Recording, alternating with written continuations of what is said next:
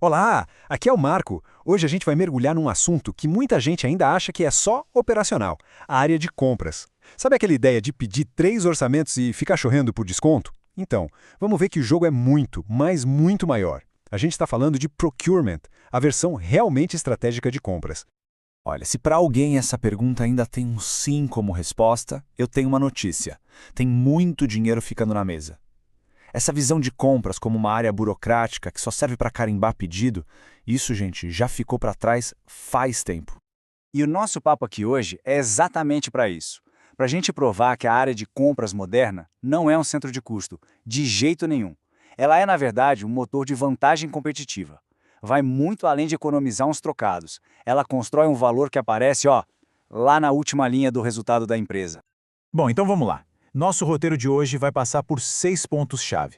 A gente começa entendendo o jogo estratégico, depois aprende a falar a língua do dinheiro de verdade, desvenda o tal do iceberg dos custos, vê onde a grana realmente aparece, como a gente protege esses ganhos e, no final, como tudo isso se encaixa no orçamento. Preparados?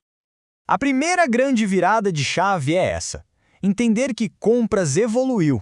Antigamente, a meta era só não deixar faltar nada. Hoje, a meta é outra: é gerar uma vantagem competitiva de verdade para o negócio. E logo de cara a gente já encontra nosso primeiro grande vilão, o tal do Vale da Morte dos Savings. É aquele clássico, sabe? O diretor de compras chega com um relatório lindo mostrando que economizou milhões. Aí o CFO olha o extrato do banco, olha o resultado da empresa e... cadê o dinheiro? Ele simplesmente não está lá. Para onde foi essa economia? E olha que exemplo perfeito que a gente tem aqui com o nosso caso do café inovador. Pensa só. O comprador conseguiu um negócio da China, um copinho de papel 20% mais barato. Na planilha, é um golaço. Só que o copo é de péssima qualidade, ele vaza, esquenta a mão. O que o cliente faz? Pega 2 copos para se proteger. Resultado, o preço por copo caiu 20%, mas o consumo dobrou. No fim das contas, o custo total aumentou. Isso é o Vale da Morte em ação, uma economia de planilha que, na prática, virou prejuízo. Para começar uma casa, a gente precisa separar as coisas. Existem 2 tipos de gastos. O gasto direto, ou direct spend, é tudo aquilo que vai dentro do produto final. No nosso café, são os grãos, o leite. Isso bate direto no custo da mercadoria vendida, o famoso CMV. Já o gasto indireto, o indirect spend, é o que ajuda a operação a rodar, tipo material de limpeza, serviço de TI. Isso impacta as despesas operacionais, e a estratégia para cada um deles é completamente diferente. E para essa conversa entre compras e finanças dar certo, todo mundo tem que falar a mesma língua. E essa língua é a do demonstrativo de resultados. Porque, olha, nem toda economia é igual. E saber classificar cada uma do jeito certo é fundamental para não gerar expectativa errada. Aqui estão as 2 classificações mais importantes. Primeiro, o hard saving. Pensa nele como fazer dieta. A pessoa sobe na balança e o número realmente baixou. É dinheiro de verdade que dá para rastrear no caixa. No nosso café inovador, seria o quê? Negociar o litro do leite de R$ 4,00 para R$ 13,50. O custo caiu, o lucro subiu.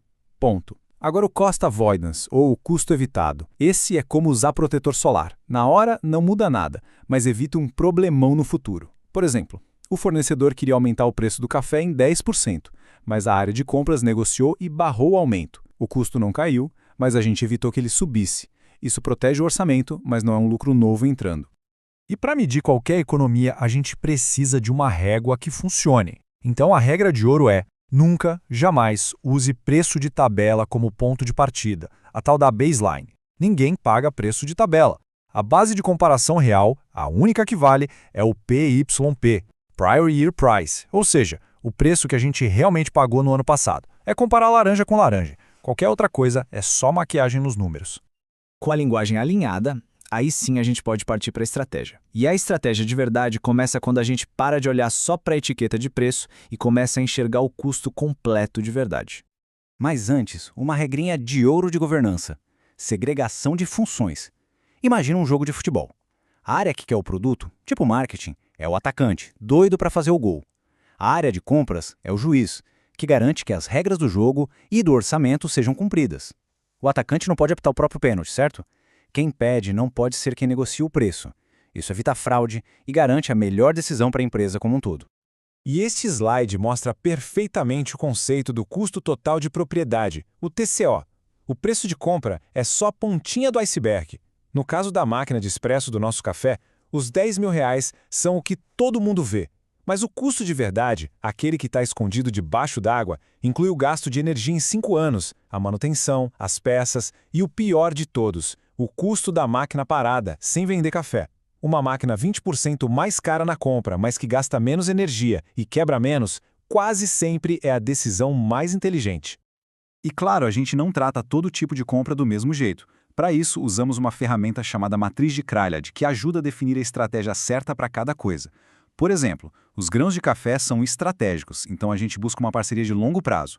Os copos de papel são de alavancagem, então a gente usa nosso poder de compra para conseguir o melhor preço. Peças raras para a máquina são um gargalo, então a prioridade é garantir que a gente vai ter, mesmo que saia mais caro. E as canetas do escritório, não críticas, a gente simplesmente automatiza a compra para não perder tempo.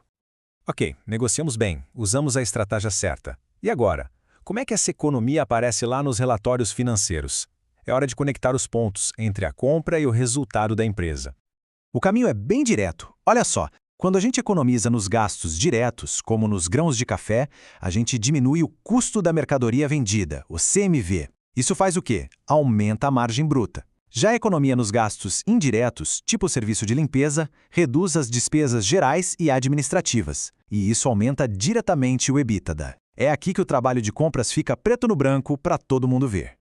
E o placar mensal desse jogo todo tem nome. É o PPV, ou Variação de Preço de Compra. Essa é a métrica que a controladoria usa todo mês para ver se compra está mandando bem. É simples. Ela compara o preço que a gente planejava pagar com o preço que a gente realmente pagou. Se o PPV der negativo, maravilha, pagamos menos que o previsto. Se der positivo, acende o sinal de alerta. Porque, uma coisa é conseguir um preço bom na negociação. Outra, bem diferente, é garantir que todo mundo na empresa use esse preço o tempo todo. Para isso, a gente precisa de sistemas e processos para blindar esse ganho. No mundo da tecnologia para compras, a gente tem dois caras principais. O ERP é tipo o cofre do banco. É o sistema da retaguarda, mais rígido, onde fica a contabilidade, o estoque, os pagamentos. Já a plataforma de e-procurement é o nosso shopping center corporativo. É ali, no sistema da frente, que as pessoas entram, escolhem produtos de um catálogo de fornecedores já aprovados, com um preço negociado e fazem o pedido. A mágica acontece quando esses dois sistemas conversam perfeitamente. E a regra de ouro que amarra tudo isso é essa aqui: sem pedido, sem pagamento, ou no pull, no pay. Simples e brutalmente eficaz. Se não tiver uma ordem de compra oficial feita no sistema antes da compra acontecer, o financeiro simplesmente não paga o fornecedor. Isso corta o mal pela raiz, acaba com a famosa compra rebelde, ou Maverick Spend, aquele gerente que vai lá e compra por fora ignorando o contrato e pagando mais caro. E, finalmente, a gente chega no nível máximo de parceria entre finanças e compras. É aqui que compras deixa de ser uma área que só reage, que corre atrás de economia, para se tornar uma peça-chave no planejamento estratégico da empresa. Vamos comparar os dois jeitos de fazer um orçamento. O jeito tradicional, e vamos combinar, meio preguiçoso, é pegar o gasto do ano passado e só jogar uma inflação em cima. Já o jeito estratégico é o orçamento base zero, o OBZ. Aqui, toda despesa, todo ano, tem que ser justificada do zero. E quem é que tem informação para dizer se o preço das coisas está certo? A área de compras, com inteligência de mercado em tempo real. Em vez de só aceitar um aumento, compras pode chegar e falar: opa, peraí, a matéria-prima disso aqui caiu no mercado internacional. A gente deveria estar pagando menos, não mais. E tudo isso nos leva à grande conclusão. Finanças e compras não são áreas rivais, são parceiras estratégicas. E juntas elas não fazem só a empresa economizar. Elas geram o combustível, a eficiência e a inteligência que um negócio como o nosso Café Inovador precisa para crescer de um jeito saudável e lucrativo. E para a gente fechar, fica essa provocação. Depois de tudo isso, como é que a área de compras é vista por aí? Ainda é só um centro de custo que processa pedidos?